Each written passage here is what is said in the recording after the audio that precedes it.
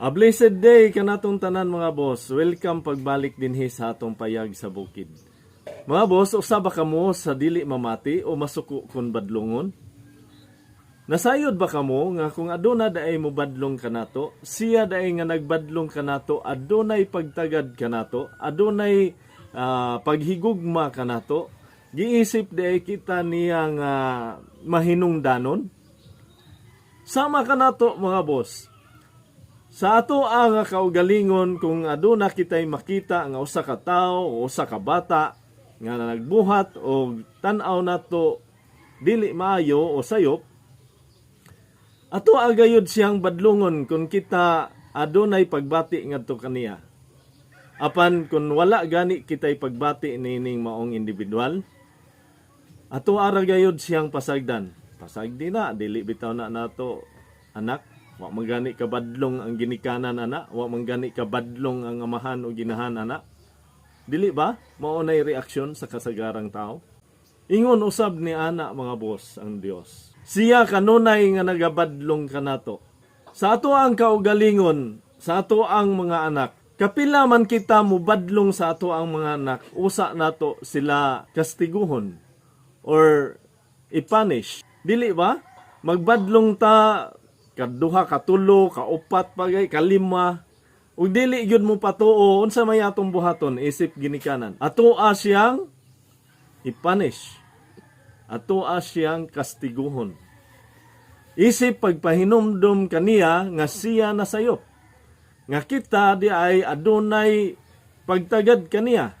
Nga dili ta gusto nga magpadayon siya sa paghimo sa mga butang nga dili maayo. Sa mga butang gikonsidera nga sayop sa tanan. Hilabi na sa ato ang Dios. Ang Dios usab mga boss, makadaghan na nagbadlong kanato. Makadaghan na magtawag kanato. Apan kita wala mamati. Kung kita nga mga tao nagsilot, nagdisiplina ngadto sa ato ang mga anak tungod sa mga butang nga ilahang gibuhat nga wala makapahimuot kanato, ingon usab ni ana ang Dios. Sa panahon nga dili gayud kita mamati manumbaling sa iyahang pagtawag kanato, sa iyahang pagbadlong kanato, muabot gayud ang panahon nga kita iyahang pagasilutan, iyahang pagadisiplinahon, kastiguhon. Apan nasayod ba kamo mga boss?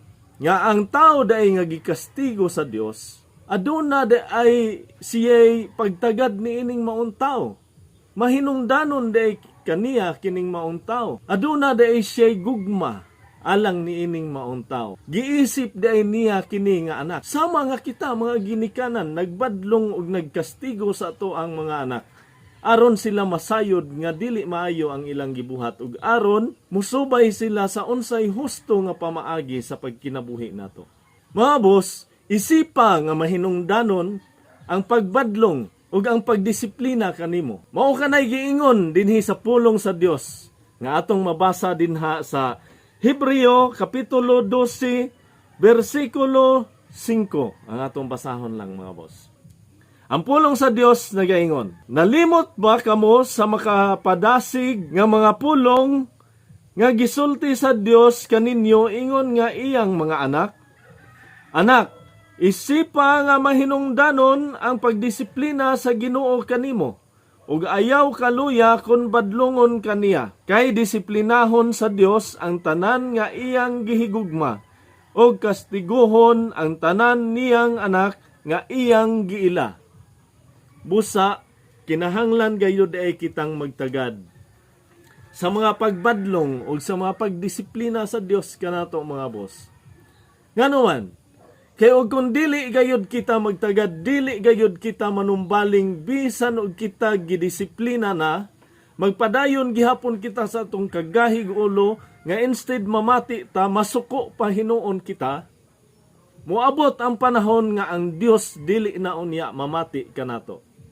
Mao kanay iyang gingon sa iyahang balaang pulong dinhi mga boss, nga ako usab nga basahon diha kaninyo. Ato kining mabasa dinhi sa panultihon 1. Atong sugdon pagbasa sa bersikulo 23 ngadto sa bersikulo 33 mga boss. Uban niya ako ninyo aron kamo masayod usab sa kamatuoran.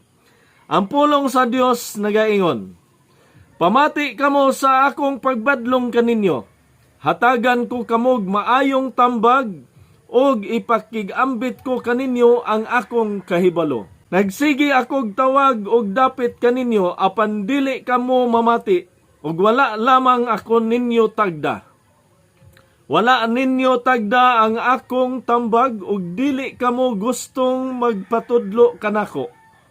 Busa, katawan ko lamang kamo kung abuton na kamo kalisdanan. Bugal-bugalan ko kamo kung abuton na kamo kalisang. Muhampak kaninyo ang kalisang sama sa bagyo nga magdala sa alimpulos sa kalisdanan ug tungod niini magantos kamo og maalaot. Mutawag unya kamo kanako apan dili ko kamo tubagon. Pangitaon ako ninyo sa tanang dapit apan dili ninyo ako makit-an. Tungod kay wala gayod ninyo gamita ang kahibalo ug kanunay kamong nagdumili sa pagtahod ug pagbaton ug kahadlok sa Ginoo. Ug kay wala man gayod kamo mamati sa akong tambag ug magtagad sa dihang gibadlong ko kamo, angay kamong magantos og basulan unya ninyo ang inyong gibuhat.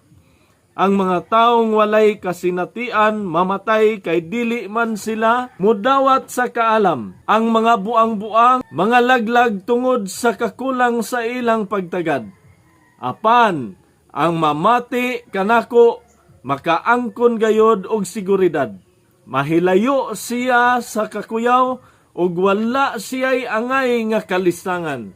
Mao kini ang gisaad sa Dios sa iyahang pulong nga sa panahon nga kita mamati lang kaniya, dili gayud kita angay nga mahadlok sa bisan unsa paman. Dili kita angay nga malisang sa bisan unsa paman tungod kay siya kanunay nga anaa nagtagad kanato. Ayaw pagahia ang inyong mga kasing-kasing mga boss. Sa panahon nga makadungog kamo sa mga pulong sa Dios nga nagbadlong nagtawag kaninyo, hatagi ninyo og pagtagad. Mga boss, hinaot nga inyuhang pamalandungan kining ako ang gi-share kaninyo karon. O hinaot nga ang Dios magauban kaninyo samtang kamo magapadayon sa pagkinabuhi nining maong adlaw. O hinaot nga siya magadasig kaninyo sa kanunay sa pagtuman sa iyahang kabubuton. Ug labaw sa tanan, siya unta maghatag kaninyo matuod nga pagtuo sa matuod nga mensahe sa maayong balita nga naghatag og kaluwasan pinaagi sa pagtuo kang Kristo Jesus. Amping mo kanunay mga boss ug dalaygon ang Dios.